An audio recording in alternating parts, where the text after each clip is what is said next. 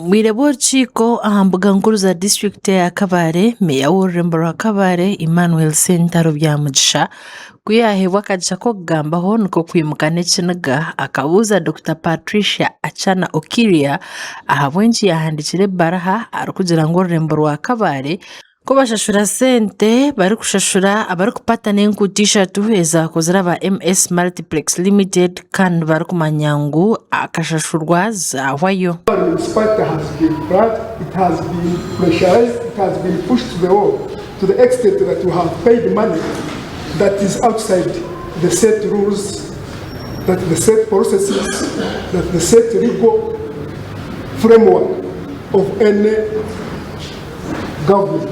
Sente Abeebembezi yagira ngu bonka Kabale municipality tubashemeriye na ofisi ya karishorisho abo kuzarubaju rwa kipatana kandi agendereye kwibe sente za government. Sente nagira ngu kiri kumushasha n'okugira ngu Dr. Patricia Achana akemerera bari kyankwanzi yahereza icyo kureberaho ekya Kabale municipality. A concern of Kabale municipality and one, as IGG, you are supposed to ensure that public resources are used properly. Sente Abeebembezi yagira ngu batu bakubasa kushashura ezi sente abo kuba tibazine kandi bakiine endiijo mishango mu kooti nayo erikwetaaga sente. I'm supposed to protect the entity that I lead. I'm supposed also to protect the people that I serve. There are a bit of 1.2 billion given the resource envelope of Kabale municipality.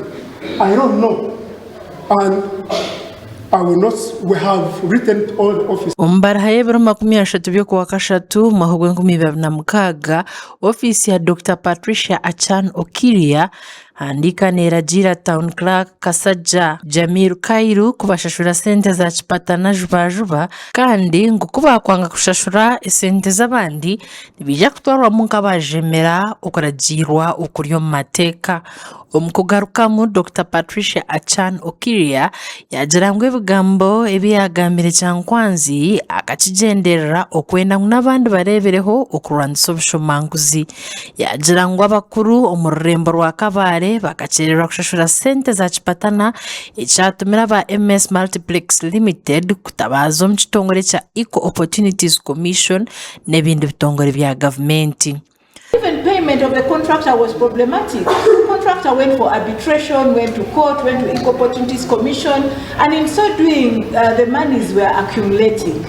We got technical advice from the legal advisor of government, the Attorney General. He intervened, he wrote and gave directions, and it was on the basis of his directions that I wrote back, I said, please, close this chapter. Dr. Patricia Achana Okiria yagira ngu okuragira kwe kukaba kugenderire kuyamba Kabale municipality kutagitwara omu kooti. Dr. Patricia na omushango yaguteeka Abeebembezi obw'orurembo rwa Kabale abokurema okuhurikiriza okuragira kwe. But now there was an accumulated debt burden. And it is just because they did not take my advice. Now, as a leader, when you take mistakes, you own up your own mistakes. You don't push blame and say, now it's the IGG. Well, I have directed. Dr. Patricia yajunana meya Sente Abeebembezi abokuremesa okushashura sente za kipatana ekyatumire sente za kanya. But it is actually the mayor who has caused that, because I was here, I guided the municipality on what to do. I told them about the danger of letting the contractor go to court. Amakuru agagasha kwa Jimmy Emmanuel aha bwa Tayari West omuri Kabale.